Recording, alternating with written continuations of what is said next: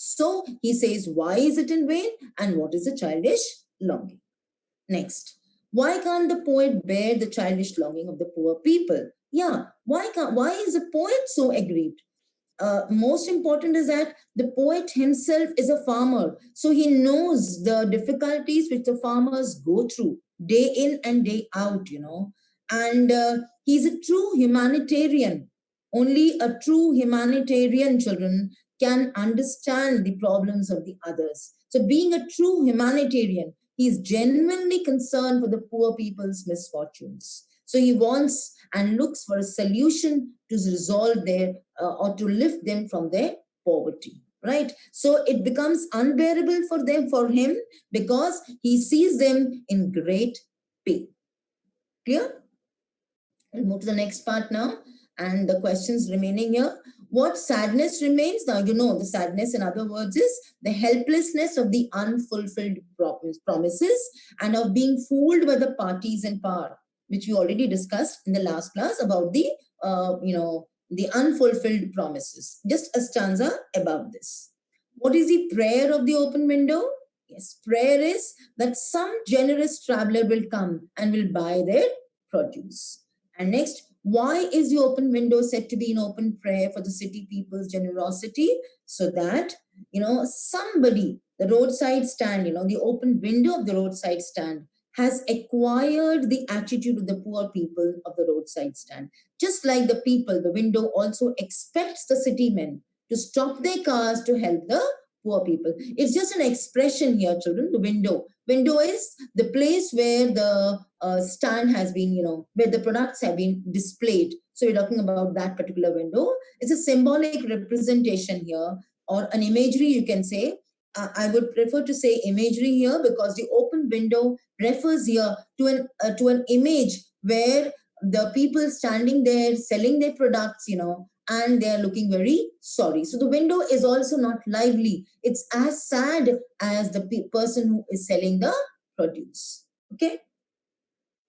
Coming next to the next lines now. For the squeal of the brakes, the sound of a stopping car, of all the thousand selfish cars that pass, just one to inquire what a farmer's prices are. The poet here feels that these people, are so excited every time a car passes by that their hopes are raised.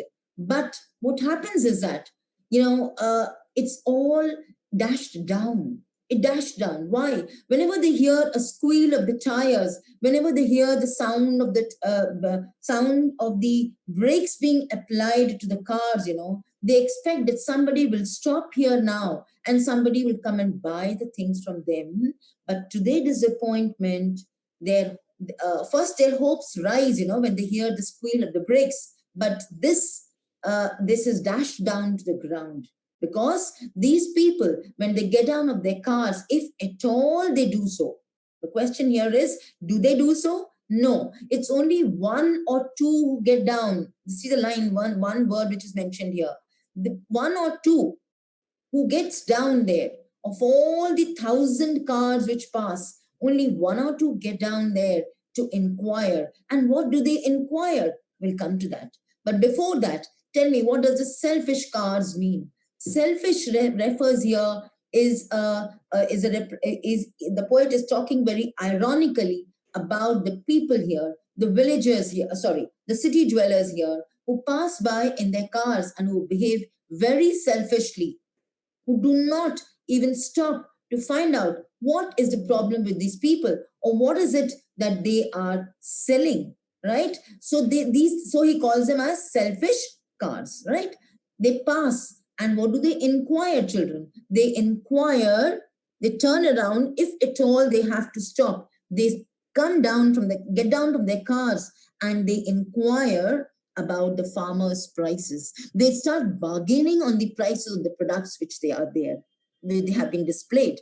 Or and see the hypocrisy here. Not only this, they get down to ask the people if one did stop, only to plow up the grass which has been plowed by the farmer.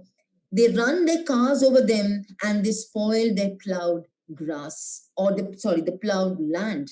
Or if at all they do so, what else do? They ask to find the direction. They ask people to show them the direction. And the hypocrisy of all these actions of theirs, topping the list is that they stop and ask the people, do you have a gallon of gasoline? Can you give us, or can we buy from you a gallon of gasoline? Now, how very ironical, children, and this really annoys the village dwellers. Why? Because they wonder that, do these people not understand that how can we sell them gasoline when we have now no money for ourselves? So it is very sad, and they are very annoyed, children. They are very annoyed at the fact that what they have, the city dwellers don't want to buy from them, and what they want, they don't want to give it to them, right? So this is a very, very sad situation here. And the poet feels very sad that these people who stop there, if at all they happen to stop there, they asked him such silly things. They either asked him about the direction, or they asked him for a gallon of gasoline, which they know very well that these poor people, the kind of attire they are wearing, the kind of the lifestyle they are maintaining, do they not know that these people cannot afford to get a gallon of gasoline? How will they be able to sell this? So this is something very ridiculous. But no, not just ridiculous, it is something which really annoys the villagers, right? We'll come to the questions now. How do the poor people react to the squeal of the brake? The poor people at the stand feel their spirits cheered, initially, when they find that possibly a customer is going to come to buy their things. So they feel very happy, right? Their spirits are lifted. See, the question only says, how do the poor people react to the squeal of the brakes? You don't have to go to the further explanation for this. These are only one markers here. So why are the cars called as selfish cars? As I told you earlier, we'll just take up the question here. The cars are not selfish. The people sitting in the long cars, in those luxurious cars, are selfish, because the people who travel in them are self-centered. They are only concerned about themselves. They are self-centered, right? So what do you understand by farmers' prices? And who wants to know that? And possibly why? See, farmers' prices refers to the wages for which the farmer could be hired to work in the city. These people, though you will find that the poet has not very much clearly implied this, but this is also a fact. When they see these poor people on the roadside, they sometimes get down to know what is the price of a farmer, right? And when we can never understand the kind of the toil and the hard work which a farmer puts in the field, we can never understand that, children. And it has no price. It is priceless. The food which comes to your table, the process through which it has gone, the people who have gone into the making of this final product which comes to your table, is something which is beyond our understanding, because we don't want to understand it. So these people, if at all they stop there to ask anything from these people, is to ask them the price of the farmers. So that if they get a chance, they can even hire them and they can take them to the city. Because in the previous stanza, this is what they have done. They have taken these people from the villagers and relocated them in the cities, right? So this is also a possible answer here. So farmers' prices can also refer to the price of the berries, squash, and paintings displayed at the roadside stand for sale. So both the answers are acceptable, children. That one is an implied meaning and one is a direct meaning, which we are picking up from the lines. Clear? Next. What makes you think that the city men stopped at the roadside stand to hire farmers to work in the city? As I told you in this previous answer, it is the cheap labor, and you can elaborate on this, right? So it's a question which is beyond the poem. Next. And one did stop but only to plow up the grass in using the yard to back and turn around, and another to ask the way to where it was bound, and another to ask, could you sell a gallon of gas? Right? From these lines, now we'll take up the questions. How do the city men plow up grass in the yard of the roadside stand? This is the insensitive. They are not helping the farmers. Which is, on the contrary, the land which has already been plowed by the farmer gets, spoiled because of these insensitive and selfish city men. They drive their cars into the yard of the roadside stand and they turn it around, leaving a huge cloud of grass plowed up. Right? So, what is the most queer demand of the rich men at the roadside stand? And how is it queer? It is queer, it is strange. Queer means strange. It is insensitive and queer to ask a poor farmer there if he has a gallon of gas, right? Next, why are the poor people angry with the city men when they ask for gas? Because, as I told you, they have something which they want to give and get something in return. But the people ask, city dwellers ask for something from the villagers which they do not have, and what is asked by the villagers, they are not ready to sell them.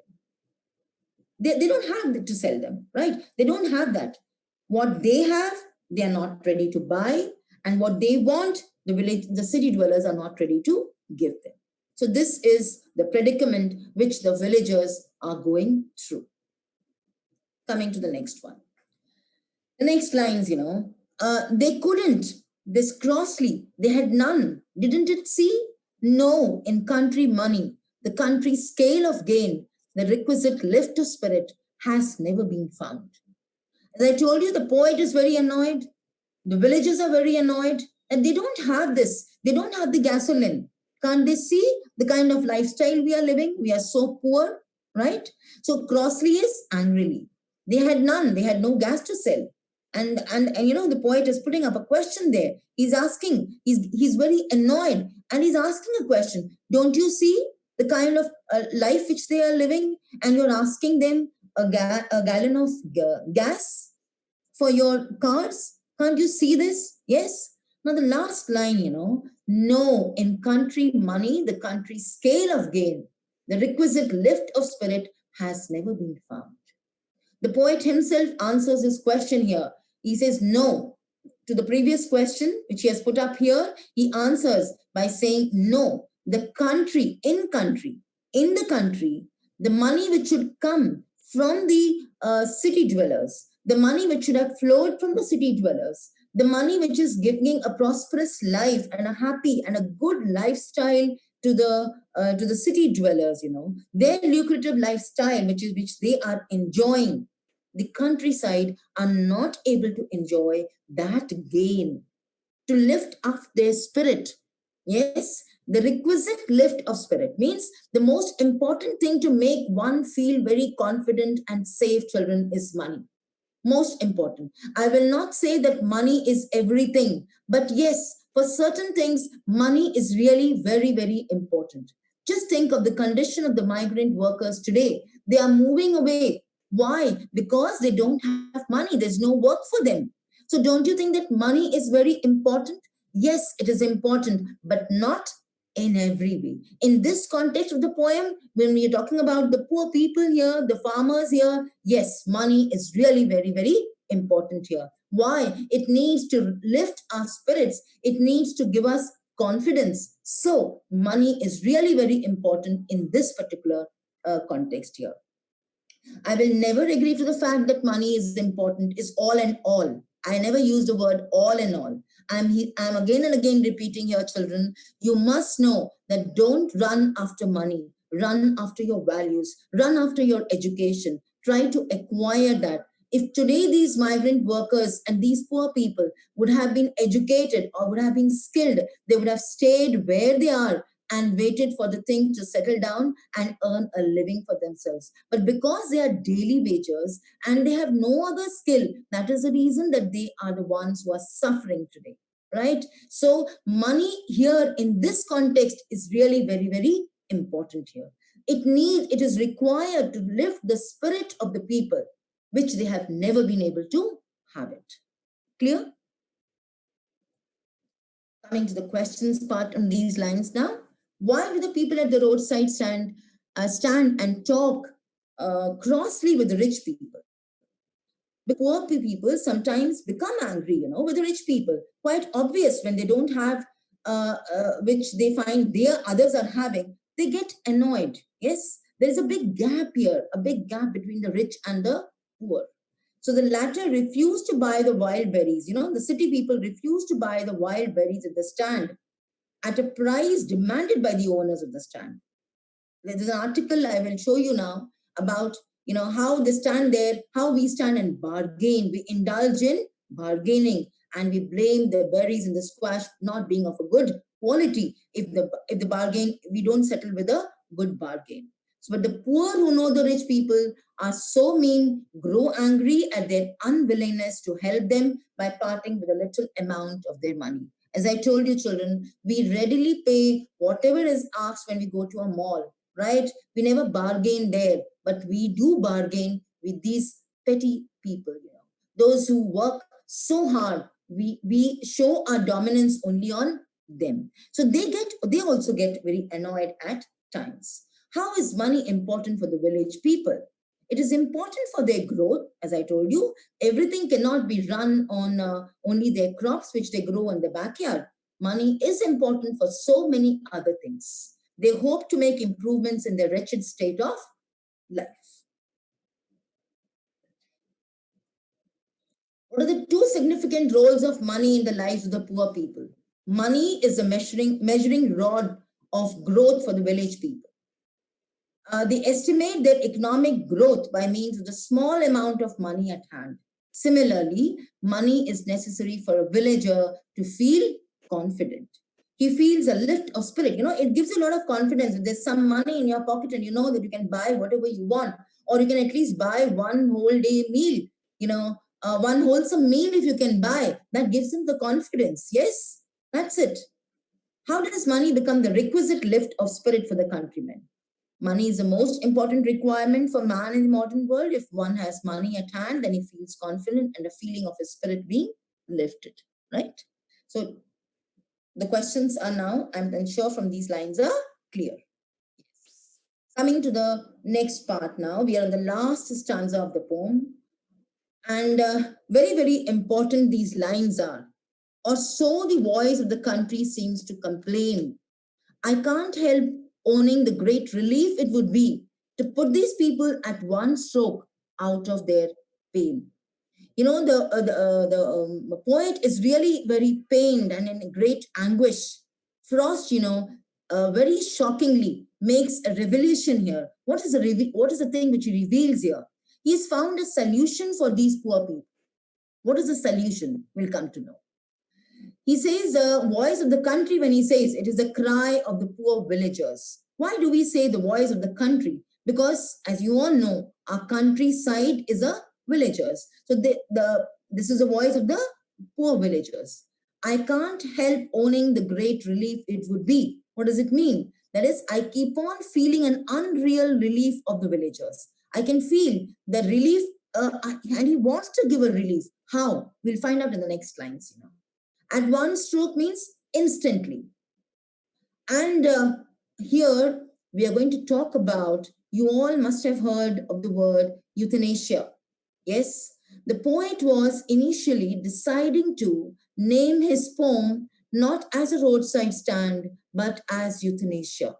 You can understand that the poet must be so much aggrieved at the fact that he wanted to kill these people. Now, what is euthanasia? Euthanasia, children, is mercy killing. When we give somebody a right to take his own life, and when does it happen? It becomes lawfully correct if somebody takes a life. First of all, we are not supposed to take our lives. It's one life and we have to live it to the fullest. But if at times when people are suffering from some terminal illness, and they are only living on artificial services, in that case, what happens is the government gives them the permission that if we remove these from you, if we take away your ventilators, if we take away your necessary equipments from you, and you will not be able to survive, then may this a person be allowed to die, right? So you can understand the gravity of the situation here.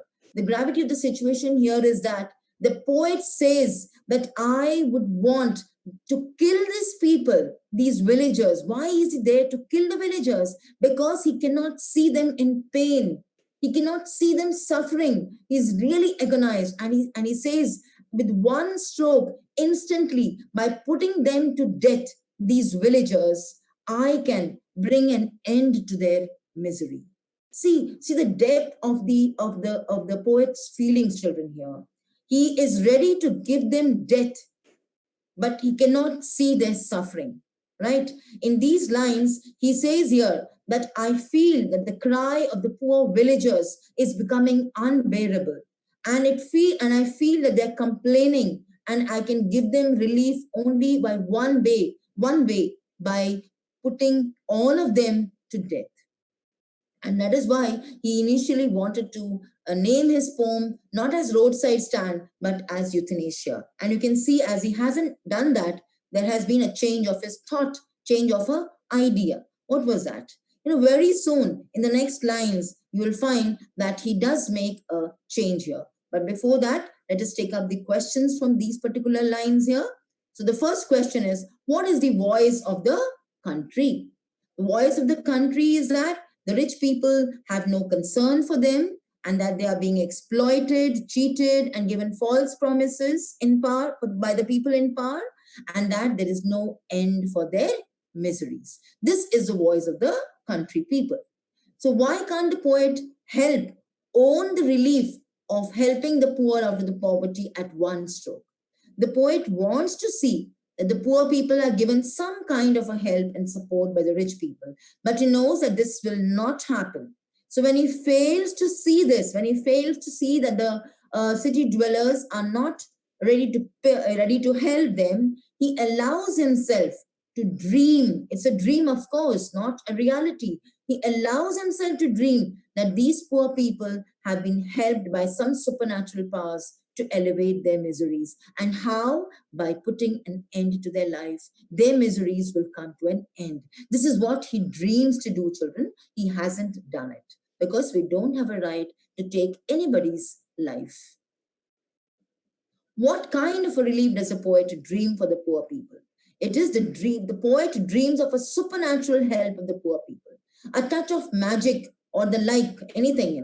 So the poor people will be redeemed from their state of poverty and misery instantly. He uses the word instantly because he cannot see them suffer anymore. So the word instantly is very, expresses the grief of the depth of the gravity of the situation which the villagers are going through. Why does the poet seek an unrealistic solution? Of course, putting somebody to death is an unrealistic solution for the poor people's distress, even though he himself blamed them earlier for their childish longing in vain. Remember, he said that you are behaving like a child. You're longing in vain when you know it's not going to be fulfilled. So why is he coming up with an unrealistic solution now? Because the poet, unlike the greedy good doers, genuinely wishes to get the poor people out of the way. I use the word here, unlike, children. Don't get mixed up here. It's unlike the greedy doers who had promised that we are going to give you a good house, we are going to give you a good income. Yes, but even in that, they had their own selfish motives, right? So they pretended to be good doers, but there was a hidden benefit even there, right? So there was a sarcasm here. So he says, unlike the greedy good doers, genuinely wishes to get the poor people out of their pain, poverty, and endless miseries. But he's sad and helpless to see that there's no one to help them come out of their poverty. This helplessness, this helpless situation, children, it is not because he wants this to happen and he takes a very rash decision. No, he has not taken a decision. He's only thinking about it. This has been only an instant thought, and he knows it's an unrealistic solution, right, for the poor people's misery. So he calls it, it's not right to put anybody to death. We have to, we are nowhere God to bring a life to this world and end it also. This is not in our hands, children. It lies in the hands of the God, the ultimate, the supreme power. So immediately you'll find in the next line, the poet goes back on his words and takes a different decision. What is that? And then next day, as I come back into the scene, he says that my decision of killing these people was an insane. He doesn't refer this, children. There's no direct reference to this, but because he makes a correction in the very next line, this shows that he knows that the solution is an unrealistic solution, is not the real solution. And that is why he says, the next day, when I come back, when I came back to sanity, sanity means to my senses, I wonder how I should like you to come to me and offer to put me out of my pain. Here in these last two lines, he is seeking the support of the readers. He is seeking the support of the other people, and he's asking the readers, how I know you can help me to put these people out of their pain. I want your support. I want you to come to me and offer your support to put these people out of my pain. He calls it as my pain because the villagers' pain, the farmers' pain, the poor people's pain is his pain. Right?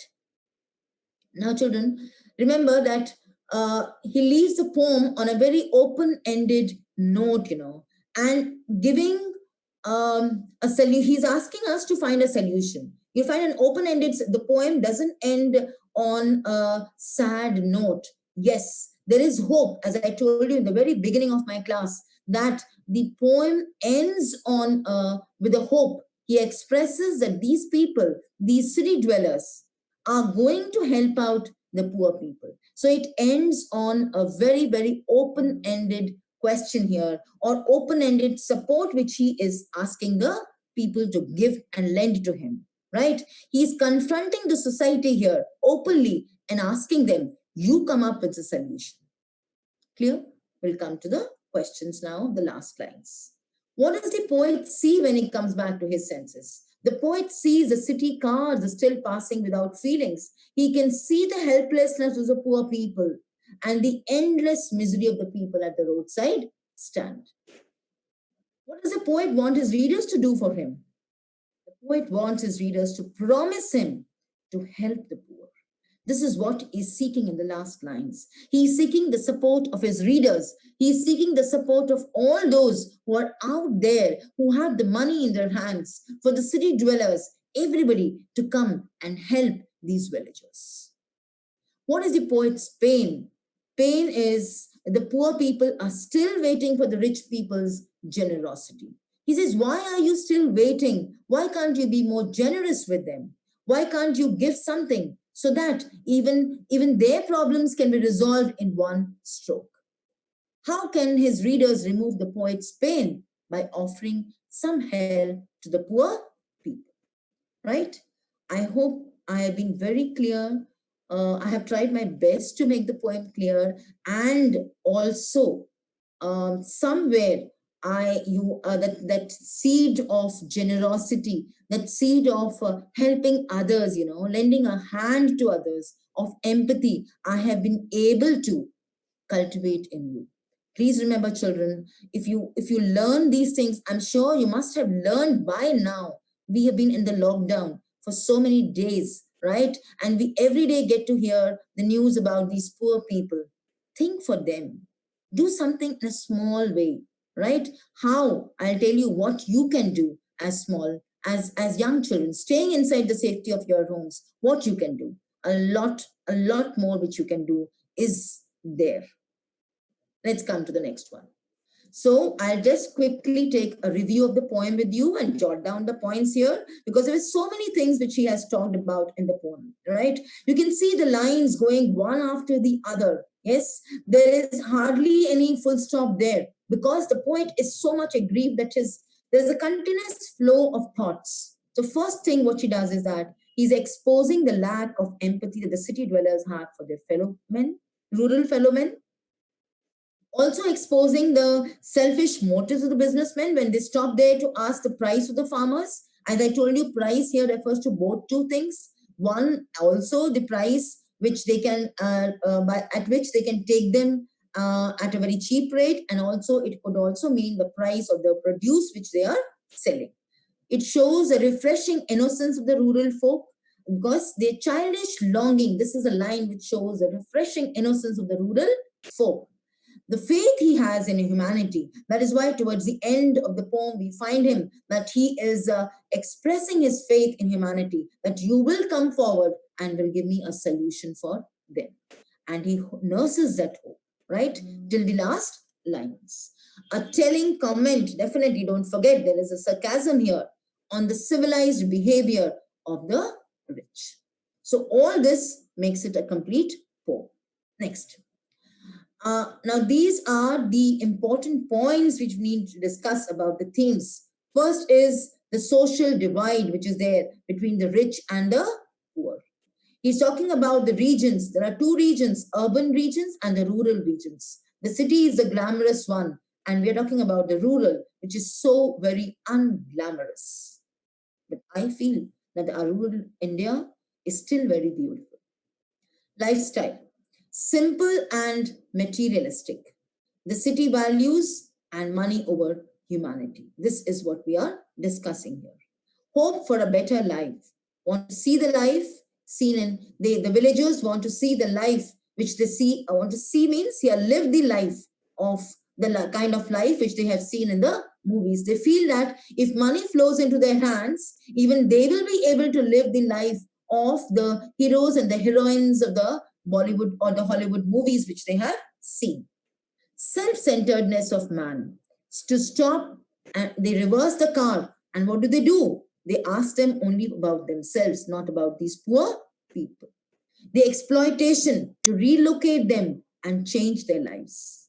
He's also talking about the abuse of hope and hospitality. No purchase, no appreciation of these people. If they put up a painting, if they put up a signboard, even that is not appreciated. Rather, they snub them. They tell them that you are marring the beauty. Remember, I have already discussed this. I'm just taking a recap of all this. Assertion of the right to lead a better life and reject the others. This is what we are talking about. So what is the style of the poem? It's simple to the core. You'll find it's a narrative style which he has adopted, a conversational where you can find crossly the expressions are also mentioned here.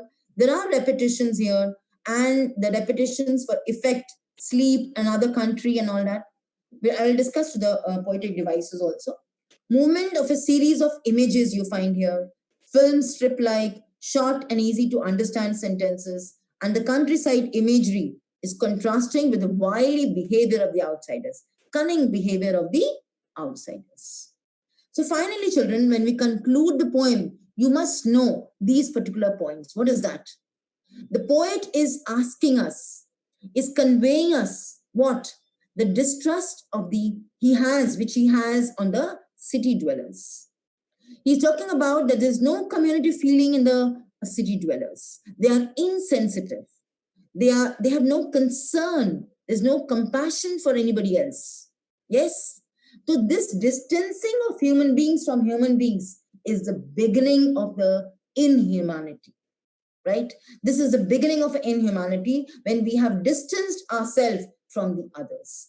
And most important is the need to sensitize to emotions of rejection. Remember, never reject anybody. How these city dwellers have rejected the village dwellers. This is something which is very, very painful. And towards the end, he's telling us, he's requesting us, he's telling us, confront your feelings, and, you have to deal with that. Remember, you cannot ignore this. You cannot ignore the rejection which we are showing to them. You cannot show that you are insensitive. You cannot ignore this. You have to address these problems. And at the end, he does say that you have to develop an empathy towards them. We have to understand that the lifestyle of these people is different from our own. So we have to show even the empathy towards them. I don't want to see you all how you are. So Samarth Walia, Please close it. Close your video. Samat Walia. Well, coming to the poetic devices, children now. The rhyming scheme of the poem is ABAB, and a number of poetical devices have been used to empathize on the poem's theme. And there's a transferred epithet here. A roadside stand has got only two transferred epithets. A polished traffic referring to the city dwellers who pass by the countryside, and sometimes they take out a moment to scrutinize the surroundings around them. So we use the word polished traffic. Traffic is not polished. As I've done earlier, the transferred epithet with you, even in the Mother at 66, right? So I've explained to you what is a transferred epithet. When we take some word from one genre to be used in another genre, then it is called as a transferred epithet. So polished is used with something which we polish, right? But here, polished traffic refers to the elite class, the high class, the so-called high class. I don't say they're high, but yes, this is how we refer them. Well, selfish cars, as I told you just now, selfish cars is yet another use of a transferred epithet. Cars cannot be sensitive. This refers to the car owners who do not stop at the roadside stand, but to ask about the police or the gas stations. Anything, they can ask anything.